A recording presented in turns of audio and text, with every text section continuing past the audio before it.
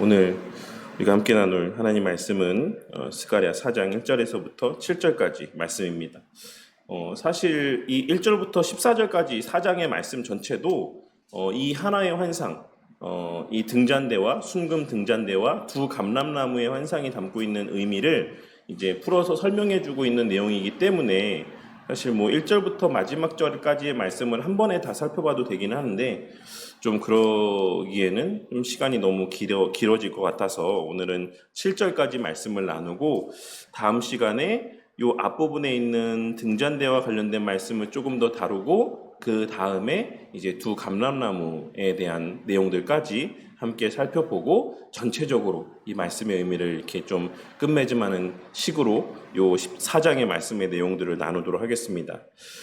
우리는 지난주까지 3장까지의 말씀을 통해서 우리 주 예수 그리스도 안에서 우리에게 주어진, 그러니까 구원으로 말미암아 그리스도께 접붙임으로 말미암아 접붙여짐으로 말미암아 주어지는 구원의 은혜의 두 측면에 대해서 함께 살펴보았습니다. 그리고 그 두 측면은 우리 성도님들도 잘 알고 계신 것처럼 칭의와 성화의 은혜에 대한 내용들을 우리가 이 3장에 기록된 말씀의 내용들까지 함께 살펴봤던 것입니다.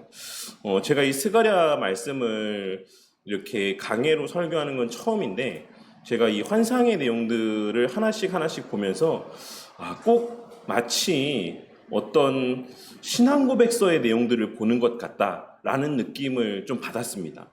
그러니까 순차적으로 되게 교리적인 내용들이 이 환상의 의미들 가운데 담겨져 있는 것을 이렇게 말씀을 계속해서 준비해 가면서 좀 깨닫게 되었던 것입니다.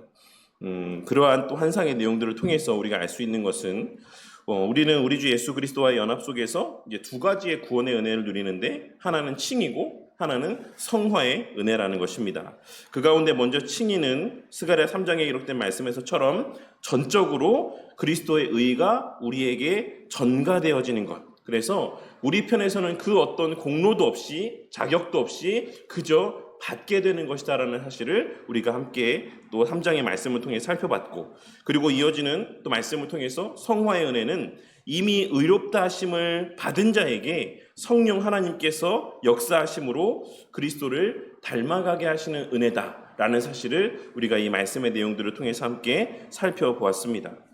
여기서 우리가 오해하지 말아야 될 것은 지난 주일에 설교 시간에도 말씀을 드렸던 것처럼 이 칭의와 성화의 은혜는 구별은 되지만 분리되지 않는다는 것이고, 이 두 은혜는 우리가 그리스도께 접붙임 받은 그 순간 본질적으로 이미 우리에게 허락된 은혜라는 사실이며, 그렇기에 칭의의 은혜 가운데 있는 자들은 의롭다 하심을 받았다라는 사실이 성화의 과정을 통해 필연적으로 확인되고 확신되어져 가게 되어 있다라는 것입니다.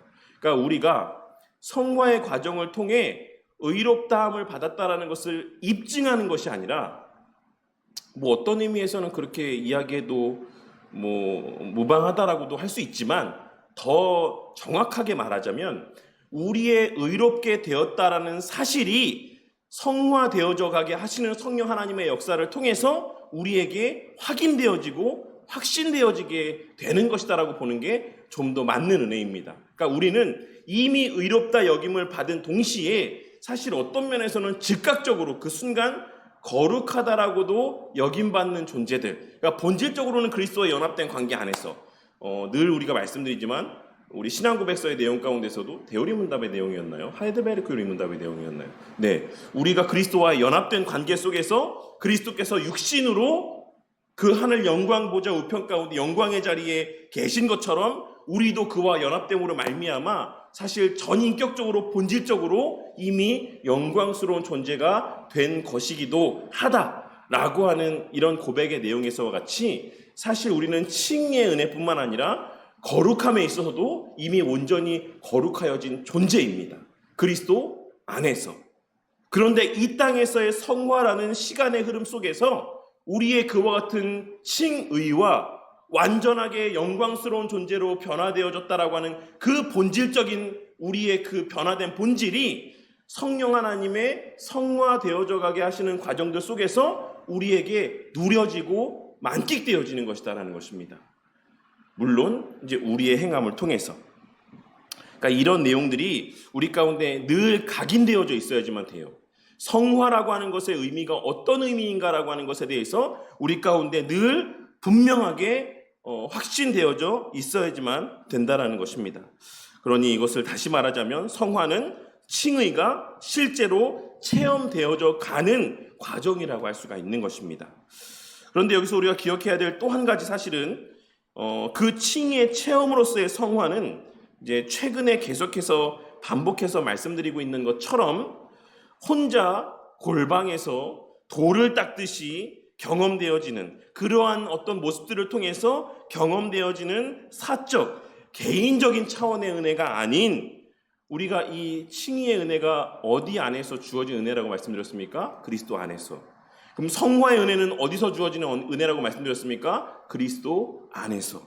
그렇기에 이 성화의 은혜도 반드시 교회의 몸 안에서 이타적인 사랑과 섬김, 곧 지난 주일에 말씀드렸던 것처럼 화목제물적인 삶으로 열매를 맺는 공동체적 성화로 경험되어진다라는 것이고, 결국 궁극적으로는 그와 같은 공동체적인 성화로 열매 맺고 확장되어진다라는 것입니다.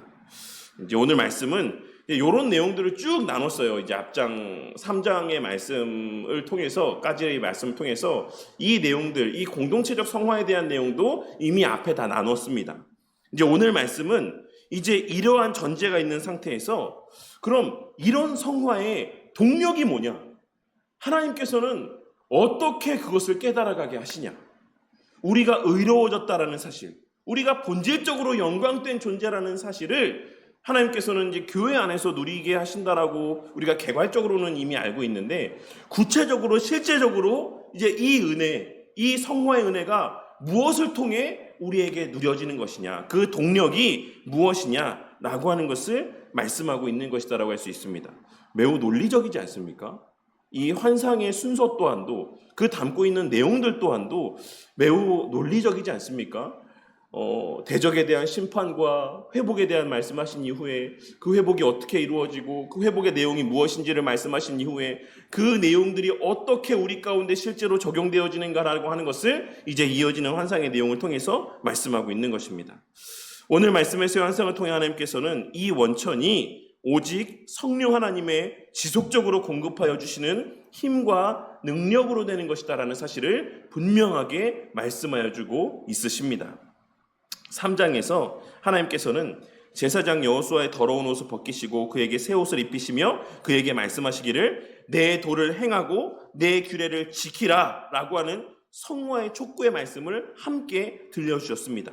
이제 4장에서의 이 환상은 이러한 성화의 삶, 하나님께서 말씀하신 이러한 성화의 삶이 어떻게 우리로 하여금 우리가 어떻게 이 요구된 말씀 가운데 순종하며 살아갈 수 있게 되는 것인지, 그리고 또한 어떻게 그 모습들이 개인을 넘어 공동체적인 성화와 성전으로서의 재건으로까지 이어지게 되는 것인지를 보여주고 있는 것입니다.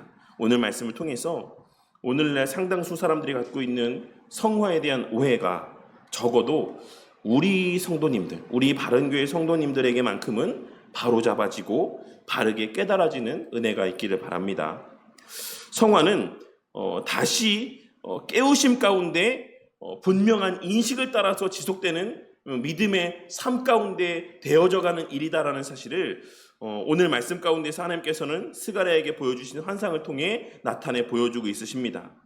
스가랴 선지자는 1절 말씀 가운데 이렇게 말씀하고 있습니다. 내게 말하던 천사가 다시 와서 나를 깨우니 내가 마치 자는 사람을 깨운 것 같더라. 무슨 말입니까? 실제로 잠이 들었다라는 것이 아니라 지금 스가랴 선지자의 상태가 잠이 든 것과 같은 상태처럼 무엇인가 몽롱한 상태였다라는 사실을 말씀하고 있는 것입니다. 스가랴 선지자는 이제 반복적으로 계속해서 목독해 되었던 너무나도 엄청난 환상들로 인하여서, 그리고 그 환상을 풀어서 설명해 주시는 하나님의 그 말씀의 은혜로 말미암아서 어떠한, 좀 이렇게 표현하자면 어떤 표현이라 할까요? 무아지경과 같은, 황홀경과 같은 이런 상태 가운데 빠지게 되었다라는 사실을 말씀하고 있는 것입니다. 여기서 오늘 본문 가운데 깨우다라고 번역된 히브리어 동사 우르라고 하는 표현은 단순히 잠을 한 번 깨므로 끝나는 것이 아니라 반복적인 각성, 불러일으킴, 영적 무감각의 상태 가운데서 흔들어 깨우는 동작의 의미들을 담고 있는 표현입니다. 뭐 예를 들자면 그냥 한 번 알람이 울리고 끝나는 게 아니라 뭐 아시죠? 뭐 아침마다 어느 모든 집에서 일어나는 일이다라고 생각하는데 여기저기서 알람이 계속해서 반복적으로 막 계속 울리는 이러한 것과 같은 그런 것을 나타내 보여주는 표현인 거예요. 그리고 이는 우리의 성화가 개인적으로 그런 무아지경과 어떤 황홀경에 빠지는 방식으로 경험되어지고 체험되어지는 것이 아니다라는 사실을 우리는 이러한 말씀의 표현을 통해 다시 한번 생각해 보게 됩니다. 많은 사람들이 뭐 우리가 이제 여름에 수련회를 많이 이제 치렀으니까 우리 성도님들도 뭐 적어도 뭐 10번 이상의 수련회들 다 참석해 보지 않으셨습니까? 지금까지 살아오시면서 많은 경우에 우리가 수련회 때 막 우리 이제 교단이나 우리 교회들 가운데는 이제 그런 분위기가 좀 덜하긴 하지만 상당수의 경우 이제 이런 수련회에서 저녁 때마다 기도의 시간이 있지 않습니까? 그때 막 이제 찬양을 하면서 이제 막 소위 우리가 말하는 은혜 받았다. 눈물이 막 흐르고 막 찬양을 하면서 기도를 하면서 은혜를 경험하는 시간들을 갖지 않습니까? 많은 사람들이 이러한 어떤 특별한 은혜들, 그러니까 여기서 조금 더 나가면 이제 신비주의자들이 보는 것처럼 막 금가루가 내려오는 환상도 보기도 하고 놀라운 막 이적들을 체험하기도 하고 이런 일들이 이제 수련회나 집회 가운데 있죠. 근데 많은 사람들이 이제 이러한 경험들, 이러한 특별한 체험들을 통해서 우리의 신앙이라고 하는 것이 한 단계 급진적인 성장을 하고 그렇게 우리가 성화되어져 가고 거룩하여져 가고 신앙의 성숙함을 이루는 것이다라고 착각하시는 분들이 꽤 많이 있습니다. 그래서 제가 좀 안타까운 일이긴 한데 제가 이제 찬양 듣는 게 이제 좋아서 유튜브에서도 찬양들을 찾아보고 듣다 보면 일단은 찬양인들 너무 잘해요. 정말 어떻게 저렇게 잘할 수 있을까라고 싶을 정도로 이런 표현이 좀 그런데 기도하려는 마음이 없었던 사람도 거기 가면 막 기도를 하게 될 정도로 막 이렇게 그 분위기들이 너무나도 잘 조성이 되더라고요. 그런데 거기에 정말 빽빽하게 들어서 있는 젊은 친구들을 바라볼 때 한편으로는 그래도 아무리 젊은 세대가 없다 해도 그래도 예수 믿는 친구들이 꽤 많이 있구나라는 생각을 갖게 되는 한편으로는 또 다른 한편으로는 그런 생각을 갖게 되지만 또 다른 한편으로는 저렇게 저 찬양의 자리에는 저렇게 빼곡하게 모여있는 이 친구들이 말씀이 선포되어지고 말씀이 가르쳐지는 자리에서는 왜 이렇게 찾아보기 힘든 것일까라는 이런 생각을 하게 될 때가 많습니다. 많으면 많을수록. 너무나도 저는 이 표현을 잘 안 쓰는데 너무나도 홀리해 보입니다. 정말 손을 막 들어 올리고 막 가슴에 손을 대고 물론 그 가운데는 말씀도 열심히 듣는 친구들도 많이 있겠죠. 말씀도 열심히 배우는 친구들도 많이 있겠죠. 그렇지만 제 경험상 그렇지 않은 친구들이 이제 훨씬 더 많을 것이다라는 생각을 해보게 됩니다. 그런 현장에서의 조성된 분위기들, 그리고 어떤 거기서 경험되어진 어떤 황홀경들, 좀 더 심하게 말하자면 어떤 무아지경의 어떤 상태 가운데서의 막 기도하고 그 은혜를 누리는 어떤 이런 체험들, 이러한 것들이 우리의 신앙을 자라게 하고 성숙하게 하는 것이고 더 나아가 성화되어져 가게 하는 것이다라고 생각하는 사람들이 의외로 의외라는 표현이 맞을지 모르겠지만 어쨌든 너무나도 많이 있다라는 것입니다. 하지만 오늘 말씀 가운데서 하나님께서는 스가랴 선지자가 그와 같은 상태 가운데에 빠져 있을 때 천사를 통해 여기서 주님이라고 표현하고 있기 때문에 구약에 현현하신 예수님이실 수 있지만 이 천사를 통하여서 이제 그를 분명한 지각 가운데로 깨우시고 있다. 계속해서 그런 무아지경에 빠지지 않도록, 그런 황홀경에 어떤 인지가 마비되는 어떤 상황 가운데 빠지지 않도록 계속해서 그를 상기하며 깨우시고 있다라는 사실을 우리는 간과해서는 안 될 것이다라고 생각을 합니다. 우리의 신앙이라고 하는 것은 어떤 마치 무당이 접신을 하여서 무아지경에 빠지게 되는 것과 같은 방식으로 어떤 은혜들을 체험하게 되는 것은 아니다.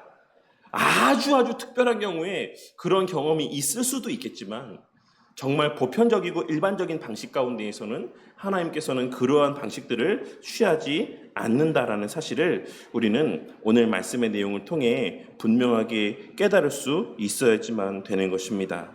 하나님께서는 이러한 황홀경의 어떤 경험 속에서도 하나님께서 무엇을 말씀하고 있으신지, 또 우리가 무엇을 듣고 있는지를 분명하게 인지하게 하시고, 우리가 무엇을 보고 있는지, 우리가 보는 것의 의미가 무엇인지, 그리고 우리가 기도하고 있는 것이 무엇인지를 분명하게 인지하도록 늘 우리를 깨우시고 일깨우신다라는 사실을 오늘 말씀을 통해 깨닫게 되는 은혜가 있으시기를 바랍니다. 그렇게 우리 개혁주의 교회 안에서의 말씀을 보고 말씀을 들으며 기도하고 찬양하는 시간들은 사실 주체할 수 없는 기쁨과 감사로 말미암는 뜨거움이 있을 수 있지만 보는 이와 듣는 이가 이해할 수 없는, 심지어 그 자신도 인지하지 못하는 마치 광란의 모습과 같은 예배와 기도와 찬양의 시간에 대해서는 부정적인 입장을 취한다라는 사실을 우리는 꼭 기억하고 신앙의 삶을 살아갔으면 좋겠습니다. 그리고 그것은 우리가 유별난 것이 아니라, 우리가 진정 거듭나지 못했기 때문이 아니라, 그분들이 우리를 향해서 말하는 것처럼 우리가 성령이 충만하지 않기 때문이 아니라, 오늘 말씀에서와 같이 이러한 모습이 하나님의 방식이 아니라고 믿기 때문인 것을 우리는 명심해야지만 되는 것입니다. 이러한 말씀 이후에 스가랴 선지자는 5번째 환상의 내용인 순금 등잔대와 두 감람나무의 환상을 보게 되는데, 이 가운데 순금 등잔대는 그 위에 기름 그릇이 있고 그 기름 그릇 위에는 7 등잔이 있으며 그 7 등잔 위에는 등잔에 기름을 공급하기 위한 7 관이 연결되어 있었다라는 사실을 우리는 이 기록된 말씀을 통해서 확인할 수가 있습니다. 오늘은 이 가운데 이 등잔대 환상의 의미만 함께 살펴보고자 합니다. 스가랴 선지자는 이 환상을 본 이후에 자신에게 말하는 천사에게 이 등잔대와 감람나무가 의미하는 게 무엇입니까? 라고 물었고, 천사는 너 이거 몰라? 라고 다시 반문을 했습니다. 그래서 스가랴 선지자는 네, 저는 모릅니다 라고 이렇게 대답을 하자 천사는 스가랴 선지자에게 그 의미를 알려주기 시작합니다. 천사는 먼저 갑자기 뜬금없이 스룹바벨에 대한 이야기를 언급하고 있는데, 천사는 이 환상이 스룹바벨에게 말씀하신 내용과 관계된 환상이다라는 사실을 말씀하고 있습니다. 여기서 우리는 이 스룹바벨이 누구고 또 이 스룹바벨이 의미하는 바가 무엇인지, 왜 천사는 갑자기, 왜 하나님께서는 갑자기 뜬금없이 스룹바벨이라고 하는 사람을 언급하고 있으신 것인지를 먼저 좀 그 의미를 살펴보고 이 말씀의 의미를 좀 생각해 볼 필요가 있습니다. 스룹바벨은 우리 성도님들도 잘 알고 있으신 것처럼 바벨론 2차 침공 때인 주전 597년에 바벨론으로 끌려간 유다 왕 여호야긴의 손자로, 마태복음 1장 12절에 기록된 말씀에서와 같이 예수님의 족보 가운데 그 이름이 기록된 인물이자 유다의 정통 왕위를 계승할 자격을 갖추었던 인물이었습니다. 그는 바사의 고레스 왕의 해방령이 선포됐을 때 유다의 포로들을 이끌고 1차로 이제 귀환을 했던 지도자였습니다. 그는 학계 1장 1절과 12절에 기록된 말씀에서와 같이 성전 재건 당시에 바사의 다리오 왕으로부터 유다 총독으로 임명을 받았으며, 유다 땅에서 일어나는 모든 정치적인 사건들을 맡아서 치리할 수 있는 권한을 이제 위임받은 사람이었습니다. 그러니 스룹바벨은 대제사장 여호수아와 더불어서 성전 재건 사업에 있어 가장 중심에서의 중추적인 역할을 감당했던 사람이었던 것입니다. 그런데 여기서 우리가 생각해 볼 것은 이제 기억하실 것이다라고 제가 굳게 확신합니다. 이 스가랴 선지서를 강의하면서 처음에 말씀드렸던 내용인데, 첫 시간쯤에 학개와 스가랴는 나란히 배치되어 있는 성경이자 둘 다 그 주제가 성전 재건에 대한 내용들을 다루고 있는 말씀이지만 이 둘 사이에는 미묘한 차이가 있다라는 사실을 말씀을 드렸었습니다. 처음에 이 강의를 시작하면서 학개는 무엇에 좀 더 초점을 맞추고 있고 스가랴는 무엇에 좀 더 초점을 맞추고 있다라고 말씀을 드렸는지 좀 기억이 나십니까?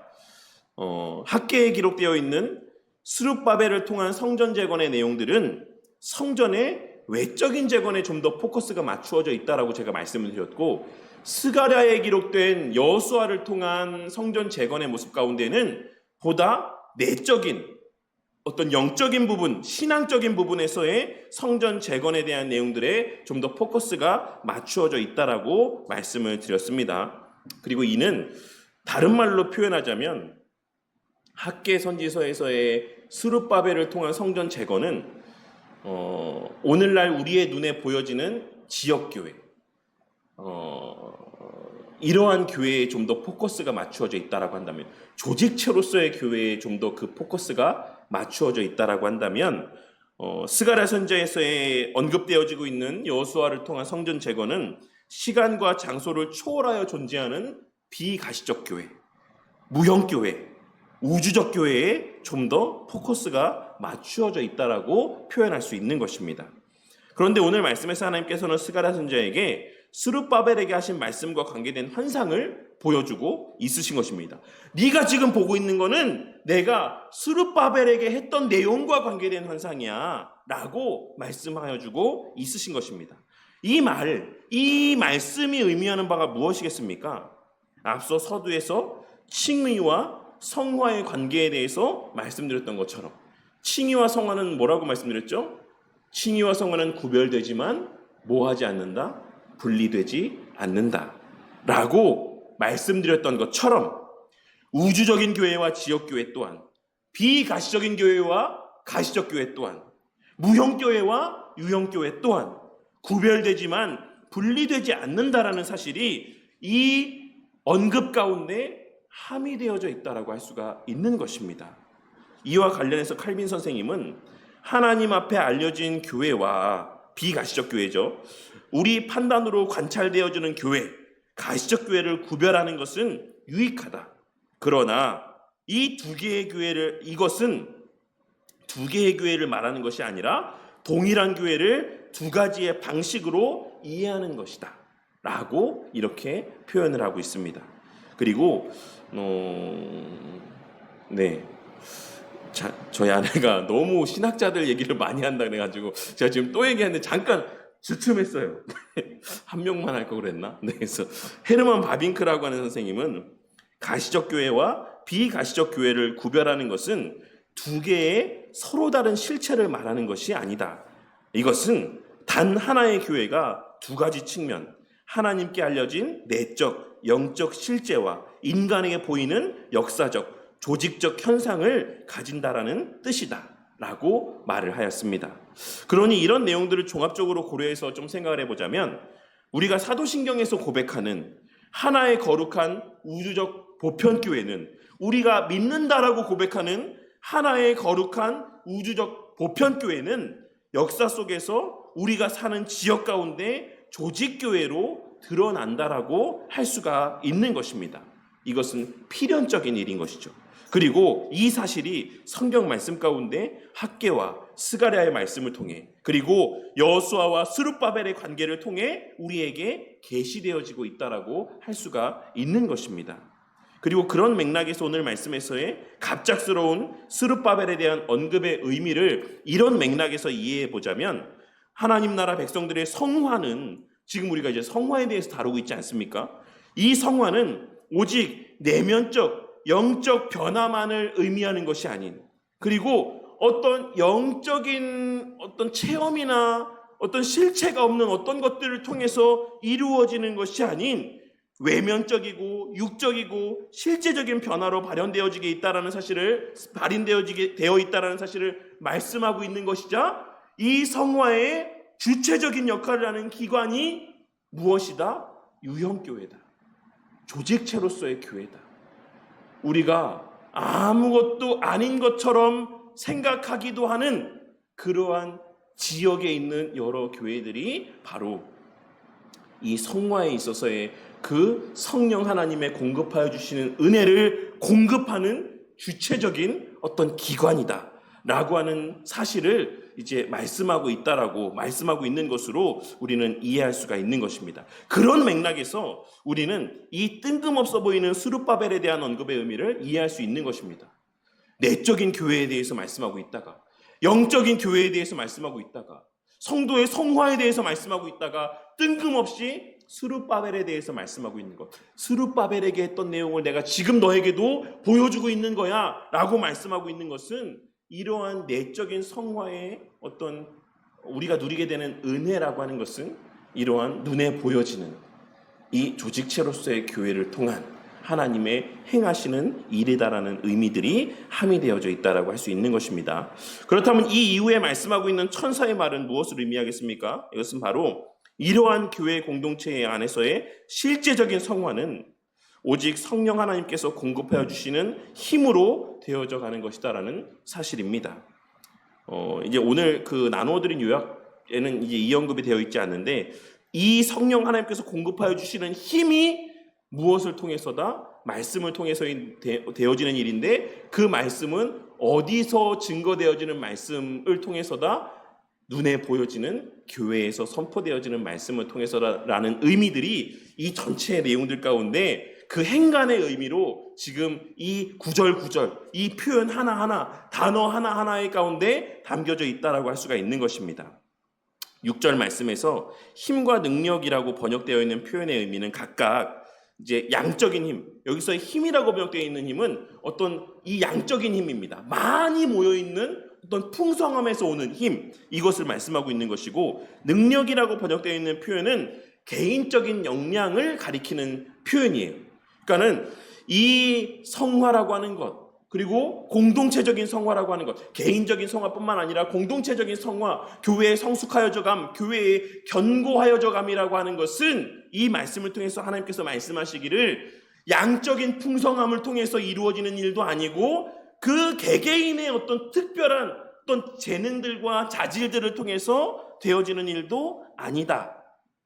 그 개개인의 성화와 그로 말미암는 공동체의 성화 모두 오직 하나님의 은혜로, 성령 하나님의 역사로 되어지는 일이다 라는 사실을 말씀하고 있는 것입니다. 그렇기에 교회가 힘써야 될 것은 양적인 수를 늘리기 위해 애쓰는 것이나 성도 개개인의 세상적인 성공을 빌어주고 그것에 더 많은 관심을 기울이게 하는 것이 아닌 성도 개개인이 성령 하나님의 공급하여 주시는 말씀의 은혜를, 복음의 은혜를 충만히 공급받고 있는가를 살피며 말씀의 은혜가 지속적으로 충만히 공급되도록 애쓰고 힘써야지만 되는 것입니다. 그것이 우리가 또 말씀 수련의 기간 가운데 강사 목사님을 통해서 마지막 시간 가운데 들었던 말씀이 담고 있는 의미라고도 할 수가 있는 것입니다. 하나님께서 세우신 사역자들이 해야 될 일이 무엇이냐? 그들이 복음을 잘 받아먹고 있는가? 그들이 그 복음의 은혜들을 그 삶 가운데 잘 녹여내고 있는가? 그들이 그 말씀의 은혜 가운데 거하고 있는가를 살피는 것, 그리고 그 말씀의 은혜, 그 복음의 은혜를 충만히 공급받도록 애쓰는 것, 그것이 말씀 사역자, 세우신 직분자들이 힘써야 될 일이다라고 말씀했던 내용들과도 맥을 같이 하는 것이다라고 할 수 있는 것입니다.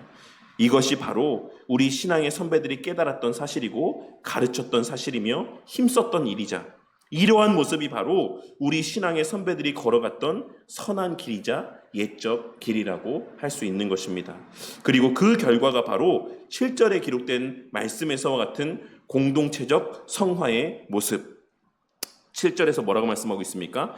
큰 산아 내가 무엇이냐? 내가 스룹바벨 앞에서 평지가 되리라. 그 높은 것이 낮아지리라. 평평하게 되리라. 편만하게 되리라.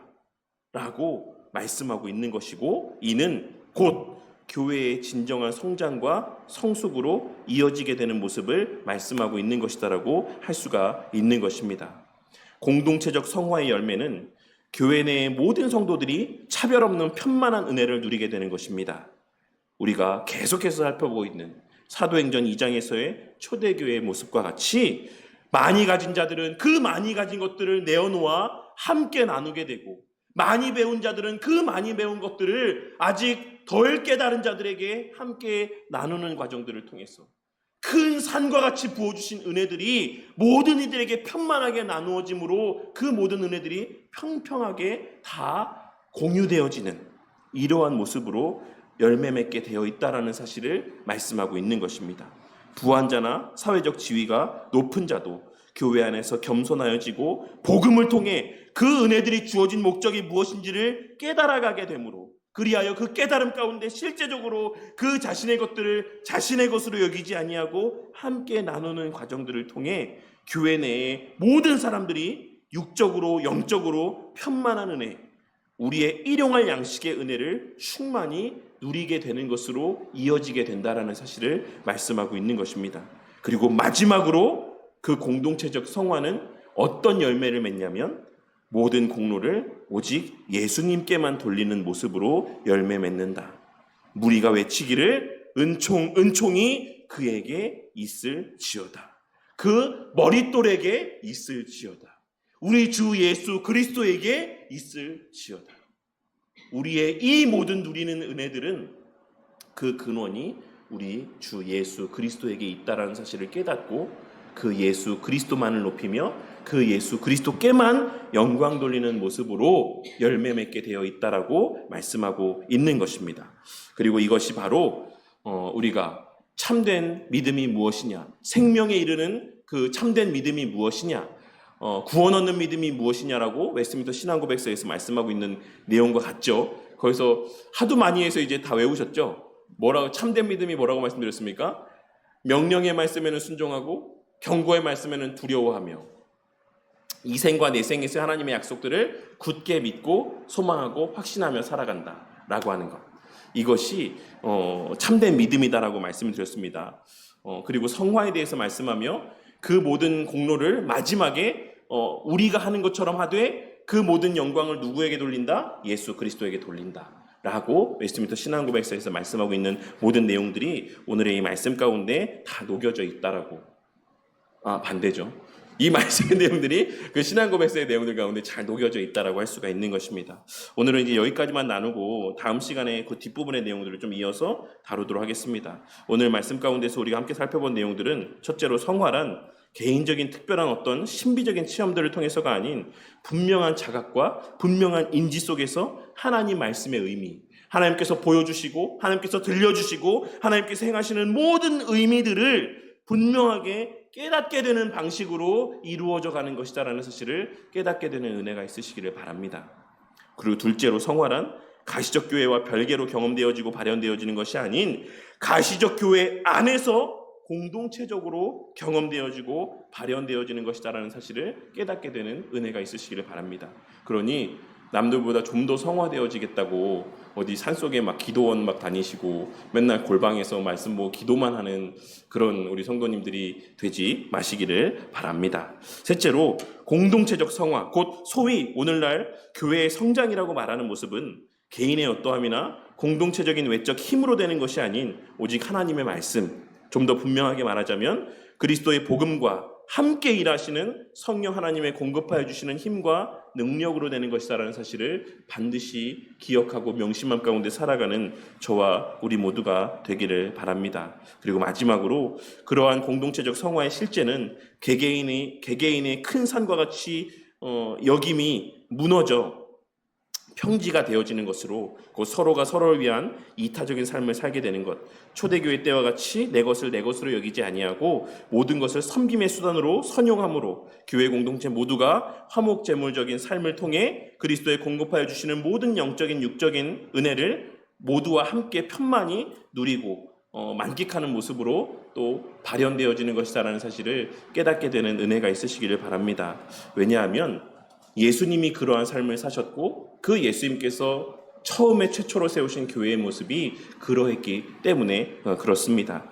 이러한 사실들을 기억하고 우리 교회가 오늘날 많은 오해 가운데 있는 그러한 성화를 추구하는 교회가 아닌 특별한 은혜들, 성령이 불처럼 임하고 막 그 불 같은 성령을 체험하고 특별한 이적들을 체험하는 이러한 방식으로서의 성화를 추구하는 교회가 아닌 진정한 의미에서의 성경적 성화의 복을 추구하고 누리며 만끽하는 교회가 되어서 그리스도와 같이 순금 등잔대로서의 역할, 세상에 하나님의 거룩하심의 빛을 밝히 비추는 그러한 우리 바른교회 공동체가 되어가게 되기를 주님의 이름으로 간절히 축원합니다.